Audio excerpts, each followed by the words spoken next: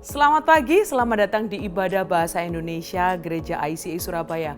Kami senang sekali Anda bergabung dengan kami di pagi hari ini. Baiklah, sebelum kita mulai ibadah pagi ini, berikut adalah informasi penting untuk Anda ketahui. Hai semua wanita di ICA, daftarkan diri Anda untuk bergabung dalam acara ICA She Abides pada hari Rabu 3 Mei jam 6 malam.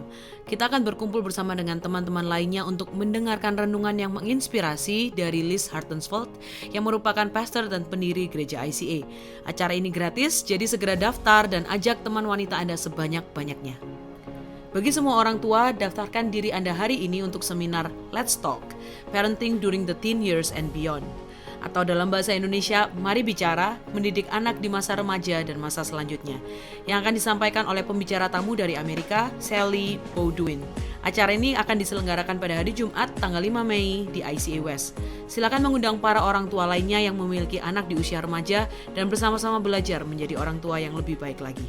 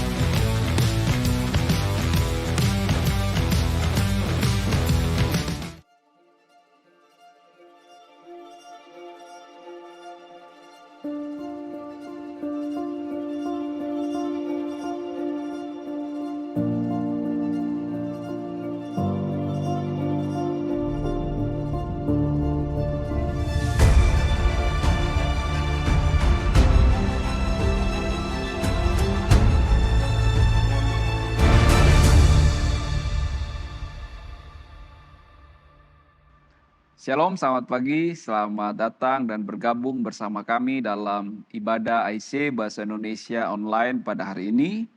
Perkenalkan saya Pastor Roy, salah satu pastor di IC, dan hari ini kita masih berada pada seri dalam rancangannya. Dan tema hari ini adalah Tuhan dan Fisika. Dan sebelum kita membaca, mendengarkan firman Tuhan, saya mengajak untuk kita berdoa terlebih dahulu. Kami bersyukur ya Tuhan, Engkau hadir bersama-sama dengan kami, memimpin hidup kami. Kami mau membaca dan mendengarkan firman-Mu. Berbicaralah bagi kami, tolong kami untuk memahami kebenaran firman-Mu agar iman kami bertumbuh. Dan kami tahu apa yang menjadi kehendak Tuhan dalam hidup kami. Terpujilah nama-Mu Yesus, kami berdoa, menyerahkan hidup kami, dan menyerahkan pemberitaan firman pada hari ini. Dalam nama-Mu kami berdoa dan bersyukur. Amin. Baik, teks bacaan hari ini terambil dalam Kejadian pasal yang pertama, ayat 1 sampai yang ke-31. Tetapi saya akan membacakan ayat yang pertama sampai yang ketiga untuk kita. Kejadian pertama ayat 1 sampai yang ketiga. Pada mulanya Allah menciptakan langit dan bumi. Bumi belum berbentuk dan kosong. Gelap gulita menutupi samudra raya, dan roh Allah melayang-layang di atas permukaan air. Berfirmanlah Allah, jadilah terang, lalu terang itu jadi. Tuhan dan fisika. Saya adalah seorang pendeta dan bukan seorang saintis, dan saya tidak punya pemahaman yang sangat mendalam tentang saintis. Namun dalam hal ini kita akan melihat relasi antara Tuhan dan fisika. Dalam sejarah, kekristenan sepakat bahwa kita tidak pernah menganggap Alkitab sebagai textbook science atau buku ilmu pengetahuan. Karena pendekatan pada Alkitab sangat berbeda. Ketika kita berbicara tentang iman, teologi itu sesuatu yang transendental atau sesuatu yang melampaui dunia materi. Sedangkan ilmu pengetahuan itu sesuatu yang berangkat dari sesuatu yang bersifat empiris. Hal menarik dalam pembacaan beberapa artikel tentang fisika, saya mendapati salah satu cabang dari ilmu fisika yaitu fisika kuantum yang mempelajari mengenai perilaku materi dan energi pada tingkat molekul atau sel terkecil yang ada pada inti atom yang tidak bisa dilihat dengan kasat mata. Dan yang menarik adalah para peneliti dari cabang fisika kuantum menemukan bahwa jarak antara satu sel terkecil dengan sel terkecil lainnya terdapat ruang hampa.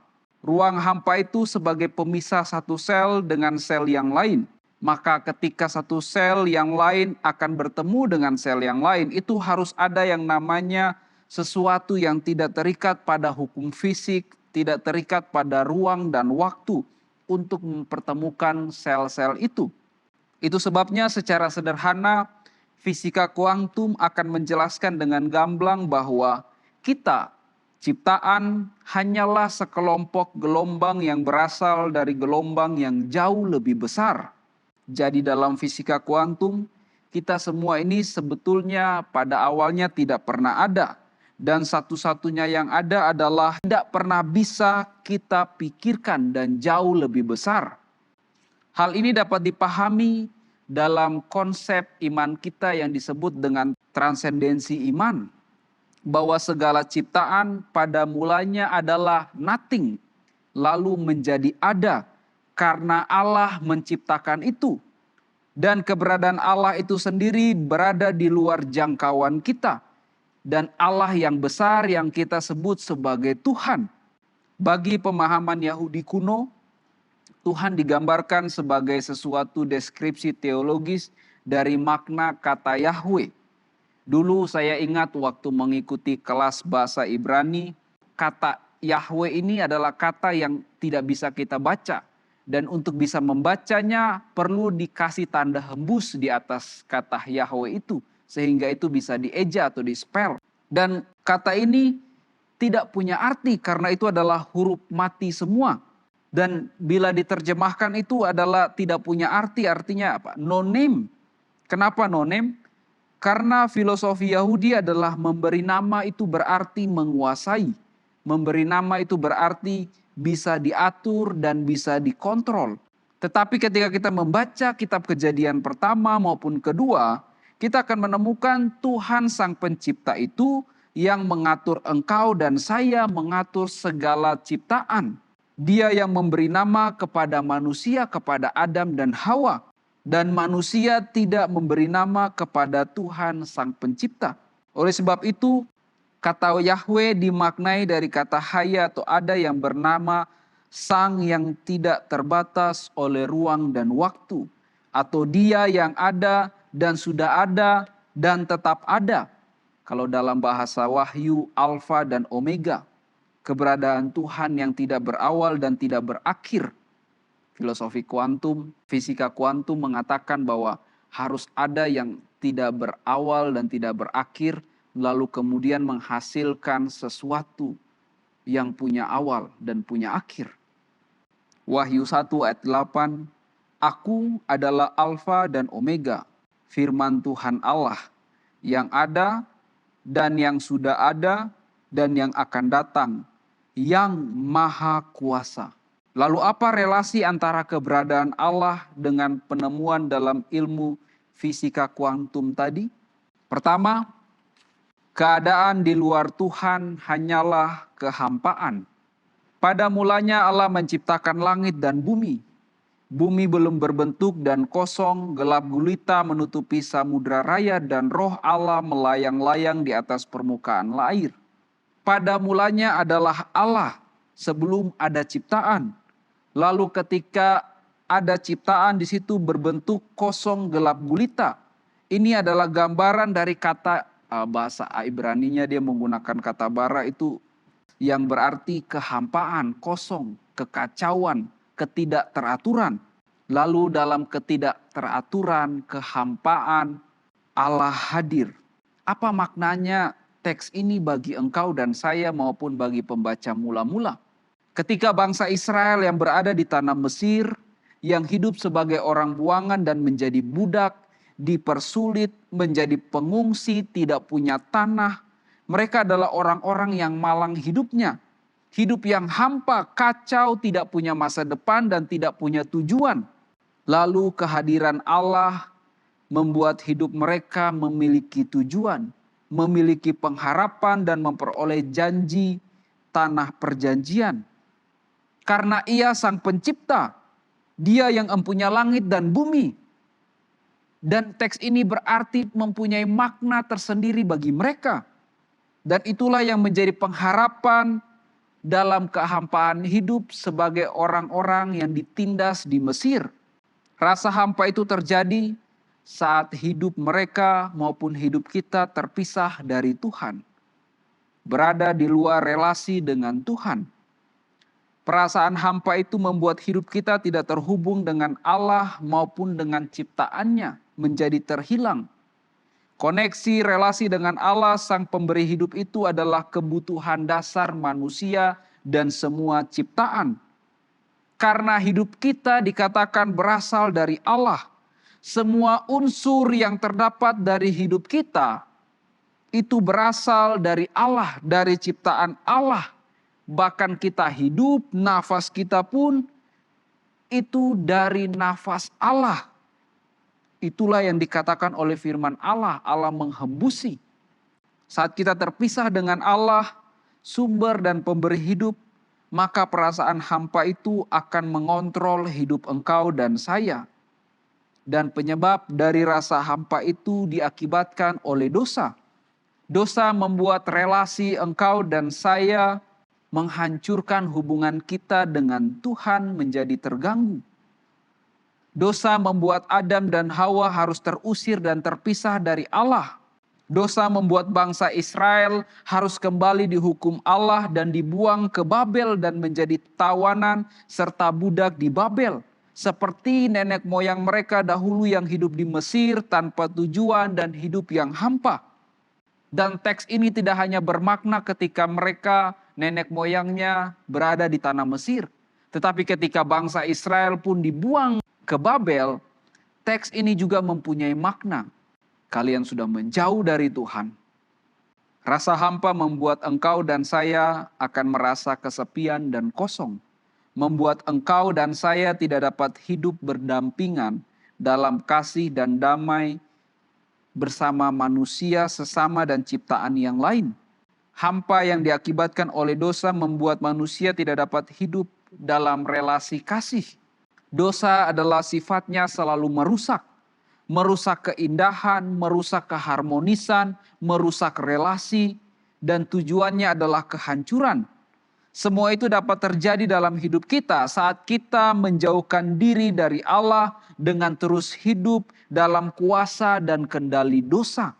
Koneksi dengan Tuhan, relasi dengan Tuhan itu berbicara tentang kualitas hubungan yang kita butuhkan dalam hidup ini. Hidup dalam kehampaan itu tidak ada masa depan, karena dalam kehampaan fisik dan mental kita benar-benar terganggu. Rasa hampa akan membuat manusia menjadi depresi, kecanduan hal-hal yang merusak tubuh dan psikis, karena yang kita minum bukanlah air hidup. Tetapi saya ibarat kalau kita haus, yang kita minum adalah air garam, air laut. Dan akhirnya membuat tenggorokan kita semakin kering dan bukan memulihkan rasa haus tetapi semakin haus. Itulah kecanduan dalam dosa yang akhirnya membuat sikap kita menjadi kasar baik pada diri kita sendiri maupun kasar kepada sesama maupun kepada ciptaan yang lain. Satu-satunya solusi untuk mengatasi kehampaan adalah dengan kembali terhubung dengan Allah. Itu adalah solusi mengatasi kehampaan hidup. Dalam fisika kuantum dikatakan sel yang satu dengan yang satu terpisah dengan jarak yang jauh. Harus ada sesuatu di luar itu untuk menghubungkan mereka menjadi sesuatu sel yang utuh. Demikian pun hidup engkau dan saya itu terpisah dengan Allah karena dosa. Dan yang harus menghubungkan kita itu hanya bisa dilakukan oleh Tuhan melalui Yesus Kristus. Itu sebabnya kekristenan membaca firman Tuhan berbeda dengan cara orang Yahudi. Ketika kita membaca Alkitab, kita membaca dalam terang Kristus. Menghubungkan dengan Kristus. Kehadiran Allah dalam kehampaan itu menciptakan pemulihan. Menciptakan harmonisasi, keindahan, dan memberikan makna dan tujuan hidup. Kehadiran Allah dalam hidup kita artinya hidup kita ditata kembali seperti tujuan awal Allah menciptakan engkau dan saya. Allah yang memimpin hidup kita dan hanya Allah yang harus engkau dan saya dengarkan. Kabar baiknya adalah dari kisah penciptaan ini kita menemukan bahwa walaupun dosa telah merusak hidup engkau dan saya dan menjadi hampa, tetapi kehadiran Allah melalui Kristus sanggup memulihkan kerusakan hidup, kehampaan hidup yang terjadi atas hidup kita karena dosa. Bangsa Israel berulang kali jatuh dalam dosa lalu menjadi hancur karena dosa. Dan ketika mereka terbuang dari tanah perjanjian, hidup mereka merasa hampa. Itu sebabnya Kejadian pasal pertama ditulis sebagai dalam bentuk sebuah nyanyian yang mereka terus nyanyikan karena mempunyai makna bahwa dalam kehampaan hidup karena dosa, yang mereka butuhkan hanyalah kehadiran Allah. Di Jepang ada sebuah filosofi yang disebut dengan filosofi Kitsugi. Kitsugi ini secara literal berarti menempelkan emas. Dulu ada seorang shogun di Jepang yang sangat menyukai salah satu piring yang dia miliki. Dan satu hari ketika piring yang dia sangat sukai itu jatuh dan pecah, dia menjadi sedih dan meminta kepada anak buahnya untuk mengirim piring yang pecah itu ke Cina untuk diperbaiki. Tetapi setelah dikirim kembali, dia justru menjadi kecewa karena bentuknya tidak karuan. Lalu akhirnya dia bertemu dengan seorang pengrajin, lalu muncullah sebuah ide bahwa retakan yang telah membuat piring itu pecah, daripada hanya dilem dan ditempelkan saja, itu bisa diberikan atau dilaburi emas pada tempelan-tempelan piring yang pecah itu. Dan kemudian membuat piring itu menjadi karya yang unik, yang indah.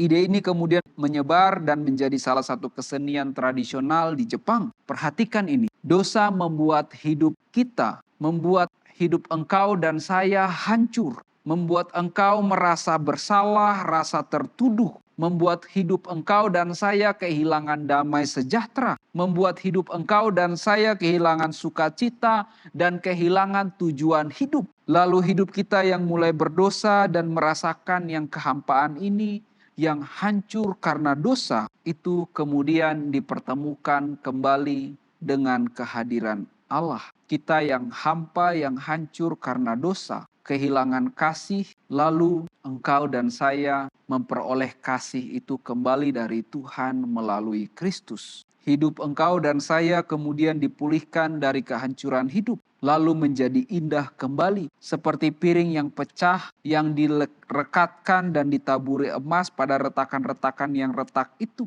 Dosa membuat engkau dan saya menjadi orang yang terus merasa bersalah dan terus hidup dalam kekurangan. Itu sebabnya kalau kita membaca kitab suci, kesempurnaan hidup, hidup tanpa penderitaan, hidup tanpa air mata, hidup tanpa sakit, hidup yang penuh dengan sukacita, itu hanya terjadi, hanya bisa dipulihkan, hanya bisa dinikmati saat kita hidup bersama-sama dengan Allah di sorga, di Yerusalem baru, di Firdaus. Yang Tuhan butuhkan adalah Dia menanti respon engkau dan saya yang sedang hidup dalam tidak sempurnaan, yang sedang hidup dalam kehancuran dan kehampaan akibat dosa, untuk kembali kepada Dia melalui Kristus. Karena hanya melalui Yesus Kristus, hidup engkau dan saya dipulihkan dan menjadi indah dalam relasi kasih dengan Allah. Dari kehampaan, kekosongan di luar Allah, lalu kehadiran Allah Sang Pencipta yang hadir untuk memulihkan, mencurahkan kasih dan memberi hidup, maka engkau dan saya sedang dididik untuk menjadi orang percaya yang memberikan yang kedua, pengabdian kepada Allah. Kejadian 1 ayat 26-31, berfirmanlah Allah, baiklah kita menjadikan manusia menurut gambar dan rupa kita, supaya mereka berkuasa atas ikan-ikan di laut dan burung-burung di udara, dan atas ternak dan atas seluruh bumi dan atas segala binatang melata yang merayap di bumi. Maka Allah menciptakan manusia itu menurut gambarnya, menurut gambar Allah diciptakannya dia, laki-laki dan perempuan diciptakannya mereka. Allah memberkati mereka, lalu Allah berfirman kepada mereka, beranak cuculah dan bertambah banyak, penuhilah bumi dan taklukkan itu. Berkuasalah atas ikan-ikan di laut dan burung-burung di udara dan atas segala binatang yang merayap di bumi. Berfirmanlah Allah, lihatlah, aku memberikan kepadamu segala tumbuh-tumbuhan yang berbiji di seluruh bumi dan segala pohon-pohonan yang berbuah berbiji, yang buahnya berbiji. Itulah akan menjadi makananmu. Tetapi segala binatang di bumi dan segala burung di udara dan segala yang merayap di bumi yang bernyawa, kuberikan segala tumbuh-tumbuhan hijau menjadi makanannya. Dan jadilah demikian. Maka Allah melihat segala yang dijadikannya itu sangat amat baik. Jadilah petang dan jadilah pagi, itulah hari ke-6. Bapak Ibu saudara-saudara sekalian, pembacaan teks ini memberikan arti bahwa hidup kita dengan segala kebutuhan kita dan semua ciptaan yang ada di dalam bumi adalah ciptaan Allah dan berasal dari Allah. Seharusnya itu membuat engkau dan saya tunduk dan mengabdikan diri hidup kita untuk Allah dan untuk tujuan dan kepentingan Allah. Mengapa begitu? Ingat, dia punya tujuan ketika dia menciptakan engkau dan saya. Dan tujuannya lah yang harus kita penuhi. Teks ini menjadi penting dan ditulis oleh Musa karena ini mempunyai makna dan sangat bermanfaat bagi bangsa Israel dan bagi engkau dan saya. Ingat keadaan bangsa Israel yang berada di Mesir sebagai orang asing, bahkan diperlakukan sebagai budak melalui penindasan. Dengan demikian penindasan di Mesir telah mengikis kepercayaan bangsa Israel akan kebenaran janji Allah dan kuasa dari firman-Nya. Bahkan krisis iman ini juga terjadi pada masa pembuangan di Babel. Kekalahan dari Babel ditafsirkan sebagai kekalahan dari Tuhan, dari dewa-dewa Babel. Kehancuran kerajaan Israel dan Yehuda dilihat sebagai tidak bisa dipegangnya janji Allah kepada nenek moyang mereka. Lalu mereka memulai mempertanyakan, bukankah Allah pernah berjanji bahwa tanah Kanaan akan diberikan kepada Israel sebagai milik pusaka? Dan bukankah Allah berjanji bahwa bangsa Israel akan menjadi bangsa yang besar, kerajaan imam dan bangsa yang kudus? Bukankah kepada Daud telah dijanjikan bahwa kerajaannya akan kokoh untuk selama-lamanya? Realitas yang sedang mereka hadapi menunjukkan bahwa firman Allah tidak terwujud dan janji Allah seolah-olah tidak bisa dipercaya dalam masa penindasan dan pembuangan. Bangsa Israel kehilangan kepercayaan akan kebenaran janji Allah dan akan keyakinan bahwa firman Allah berkuasa akan terjadi. Mereka mempertanyakan apakah masih ada harapan ataukah penindasan dan perbudakan di Mesir maupun pembuangan di Babel merupakan akhir dari segala-galanya atas masa depan Israel. Apakah Tuhan masih sanggup menyelamatkan mereka? Bahkan ketika masa pembuangan di Babel mereka diejek. Di manakah Tuhanmu? Masihkah engkau berdoa kepada Dia sedangkan engkau sudah dibuang, engkau tersiksa? Perbudakan di Mesir dan pembuangan di Babel mengikis kepercayaan bangsa Israel akan kebenaran janji Allah dan kuat kuasa firman-Nya. Itu sebabnya ketika kita membaca Kejadian 1, berfirmanlah Allah, lalu jadi. Itu punya makna tersendiri bagi bangsa Israel. Dan Musa ingin sampaikan bahwa kesaksian imannya akan Allah sebagai pencipta bahwa langit dan bumi dan segala isinya itu berasal dari Allah. Bahkan dia memberi penegasan bahwa firman Allah berkuasa. Apapun yang Tuhan katakan, yang Allah katakan pasti terjadi dan dia tidak pernah ingkar janji. Jika Allah berfirman, apa yang difirmankan itu terjadi.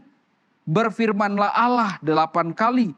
Disusul dengan perintah Allah misalnya, jadilah terang cakrawala, hendaklah tanah mengeluarkan tumbuh-tumbuhan dan sebagainya. Semua itu terjadi. Dan diakhiri dengan pelaksanaan dari perintah Allah itu. Lalu itu terjadi. Lalu jadilah demikian. Susunan yang demikian meyakinkan betapa besarnya, kuatnya, kuasa firman Allah. Allah merealisasikan apa yang Dia katakan dan janjikan. Ketika ia mengatakan jadilah terang, maka terang itu pun jadi. Karena itu firman Allah selalu dapat diandalkan, termasuk ketika bangsa Israel berada dalam masa kekacauan, pembuangan, penindasan. Kisah penciptaan ini membangkitkan iman mereka. Musa ingin menyampaikan bahwa janji Tuhan itu ya dan amin. Apa yang Tuhan firmankan atau ia janjikan pasti tergenapi. Dan Tuhan tidak pernah ingkar janji. Ketika kita membaca Kejadian 1, maka kita menemukan bahwa kita yang adalah ciptaannya dipercayakan Tuhan untuk mengelola alam.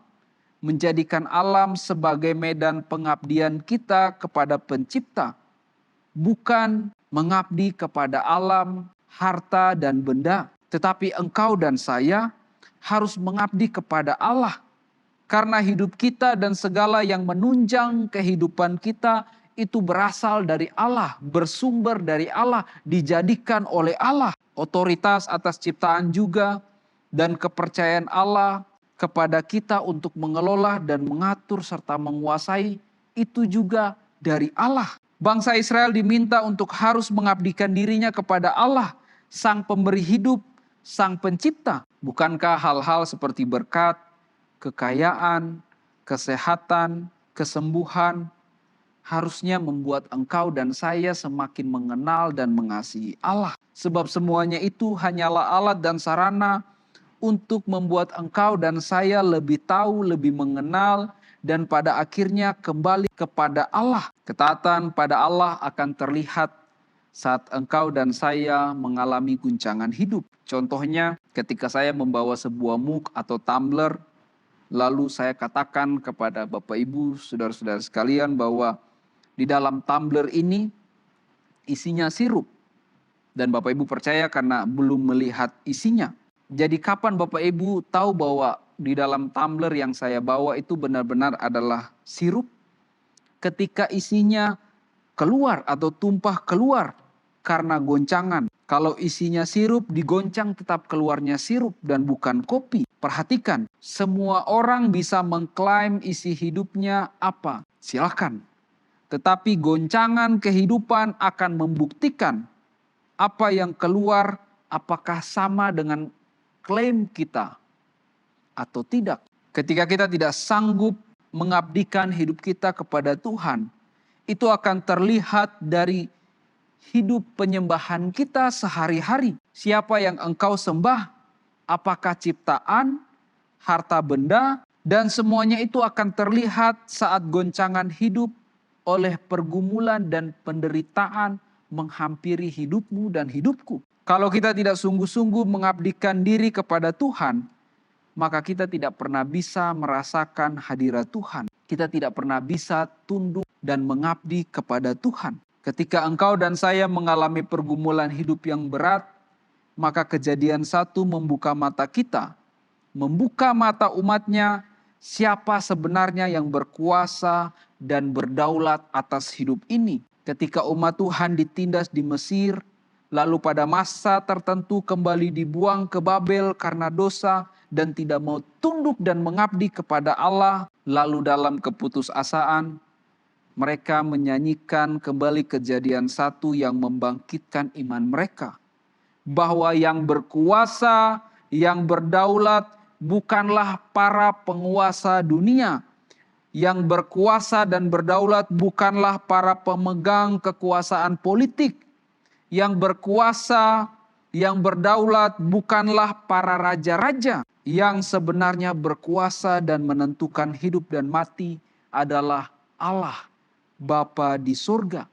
Sebabnya ketika kita membaca ayat 1, pada mulanya Allah adalah awal. Kisah Para Rasul 4 ayat 24, ya Tuhan, Engkaulah yang menjadikan langit dan bumi, laut serta segala isinya.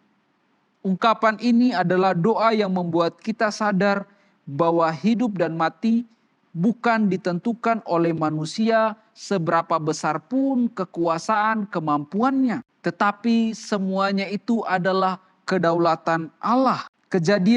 Kitab Kejadian pasal 1 membuka mata kita untuk melihat kasih dan kuasa Tuhan melalui karya ciptaannya. Perhatikan ini, berbagai masalah, pergumulan, sakit, penyakit, kesulitan yang engkau dan saya hadapi punya potensi besar untuk menawan hidup kita, membuat masa depan kita terlihat suram dan gelap. Dalam kondisi seperti ini, beberapa orang nekat dalam kesendiriannya, dalam ketidakberdayaannya, memutuskan untuk mengakhiri hidupnya. Namun saat kita mengambil waktu untuk membaca firman, perkataan Allah yang memberi hidup itu, maka firman Allah akan membangkitkan iman engkau dan saya, membangkitkan semangat, memberikan kembali pengharapan dan memiliki tujuan hidup. Maka kita akan bangkit karena iman dalam firman Allah, lalu engkau dan saya akan tunduk dan mengabdikan diri kepada Allah Pencipta yang berbelas kasih dan menyertai serta memelihara hidupmu dan hidupku sampai selama-lamanya. Mazmur 12 ayat 7, janji Tuhan adalah janji yang murni, bagaikan perak yang teruji 7 kali dimurnikan dalam dapur peleburan di tanah. Roma 9 ayat 6, akan tetapi firman Allah tidak mungkin gagal.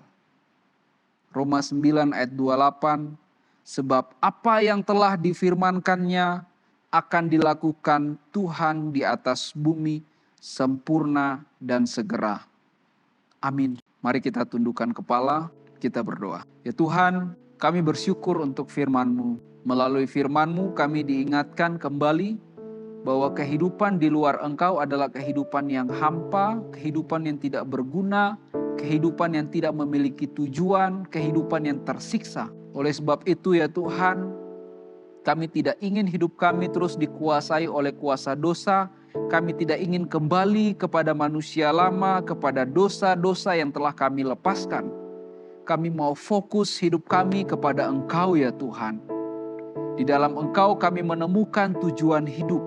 Di dalam Engkau kami menemukan kasih. Di dalam Engkau kami memenuhkan kepenuhan hidup yang sesungguhnya, yang telah hilang, yang telah rusak karena dosa. Kami mau tinggal dalam pimpinan-Mu. Roh Kudus, pimpin hidup kami. Melalui firman-Mu iman kami dibangkitkan. Melalui firman-Mu ya Tuhan, kami tahu tujuan hidup kami adalah Engkau. Melalui firman-Mu, kami tahu bahwa kami harus tunduk. Kami harus mengabdikan diri kami kepada Engkau ya Tuhan. Tolong kami, pimpin kami, agar dalam keseharian kami, dalam bekerja, dalam melakukan pelayanan gerejawi, dalam berelasi dalam rumah tangga, mendidik anak, dalam berelasi dengan sesama, semua menunjukkan pengabdian kami kepada Allah. Dan kami tunduk atas perintah kehendak Tuhan untuk kami ketika kami bekerja, ketika kami melayani, ketika kami berumah tangga, mendidik anak, berelasi, semua menunjukkan ketaatan kami, pengabdian hidup kami kepada Engkau ya Allah. Tolong kami ketika ada goncangan, pergumulan menghampiri, firman-Mu menguatkan hidup kami. Firman-Mu memampukan kami kuat menghadapi segala guncangan. Dan kami akan menang karena Engkau bersama dengan kami. Terima kasih ya Tuhan. Mari angkat tangan kita di hadapan Tuhan. Tuhan memperlengkapi, memakai hidup kita melalui Roh Kudus untuk melakukan kehendak-Nya. Tuhan menuntun, memimpin, memampukan hidup kita melalui firman-Nya, menjadi garam dan terang bagi sesama, lingkungan, tempat di mana Engkau berada. Dengan pimpinan Roh Kudus, Engkau dimampukan untuk melakukan segala sesuatu untuk tujuan Tuhan, untuk kemuliaan Allah. Allah sumber pengharapan dalam Yesus Kristus memenuhi hidupmu dengan penuh sukacita dan penuh damai sejahtera. Dan melalui Roh Kudus, hidupmu dipenuhi dengan pengharapan dan ucapan syukur. Bagi Dialah kemuliaan sampai selama-lamanya. Tuhan memberkati engkau dan melindungi engkau. Tuhan menyinari engkau dengan wajah-Nya dan memberi engkau kasih karunia. Tuhan menghadapkan wajah-Nya kepadamu dan memberi engkau damai sejahtera.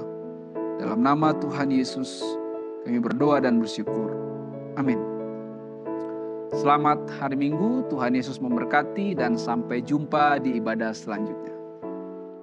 Kami senang Anda bergabung dengan ibadah ICA hari ini. Selamat berakhir pekan dan sampai jumpa minggu depan. Tuhan berkati Anda dan keluarga.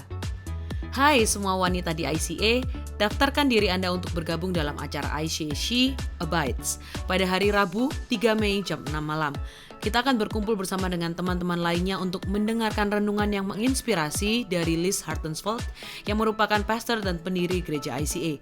Acara ini gratis, jadi segera daftar dan ajak teman wanita Anda sebanyak-banyaknya. Bagi semua orang tua, daftarkan diri Anda hari ini untuk seminar Let's Talk, Parenting During the Teen Years and Beyond. Atau dalam bahasa Indonesia, Mari Bicara, Mendidik Anak di Masa Remaja dan Masa Selanjutnya, yang akan disampaikan oleh pembicara tamu dari Amerika, Sally Bowduin. Acara ini akan diselenggarakan pada hari Jumat, tanggal 5 Mei di ICA West. Silakan mengundang para orang tua lainnya yang memiliki anak di usia remaja dan bersama-sama belajar menjadi orang tua yang lebih baik lagi. Memberikan persembahan menjadi semakin mudah. Silakan scan QR Code di layar dengan menggunakan aplikasi bank Anda atau kunjungi icaspy.com/giving untuk informasi lebih lanjut. ICA membutuhkan banyak volunteer untuk membantu kami dalam bidang pelayanan servis media atau yang biasa dikenal dengan multimedia. Posisi yang membutuhkan volunteer meliputi service director, lighting, sound, dan juga operator LCD. Kemudian dalam bidang pelayanan musik di West, kami membuka kesempatan bagi Anda yang bisa bermain musik serta vokalis pria. Dan untuk pelayanan di East, kami mengajak Anda untuk bergabung dengan tim hospitality. Untuk mendaftarkan diri, silakan scan QR Code berikut ini dan mari melayani Tuhan bersama di ICA.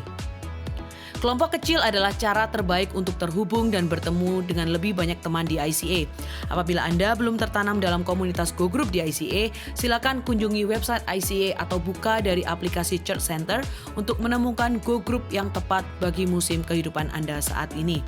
Mari bertumbuh melalui Go Group. Kami rindu untuk bisa mendoakan Anda. Bagikan pokok doa Anda melalui tautan bit.ly/ICA Prayer Online dan bersama kita melangkah dan percaya bahwa Tuhan bekerja. ICA Prayer Service diadakan setiap hari Selasa pada pukul 6.30 sampai 7.30 malam lewat Zoom. Anda bisa mengunjungi Instagram kami @ICSBY untuk mendapatkan meeting ID-nya. Mari menyembah dan berdoa bersama. ICA mengadakan ibadah setiap minggu di gereja dan juga online di YouTube channel ICA Surabaya. Jadwal ibadah di cabang West dan ibadah online adalah jam 8 pagi untuk ibadah bahasa Indonesia dan jam 10 pagi untuk ibadah bahasa Inggris. Sementara di cabang East, ibadah bahasa Indonesia diadakan pada jam 8 pagi, lalu untuk bahasa Inggris ada di jam 9.15 dan jam 11 pagi. Bergabung bersama kami setiap hari Minggu untuk menyembah dan belajar firman Tuhan bersama-sama. Ikuti sosial media ICA Surabaya di YouTube, Facebook, Instagram, dan Spotify. Anda dapat menemukan berbagai informasi, playlist musik, video, renungan, dan lainnya.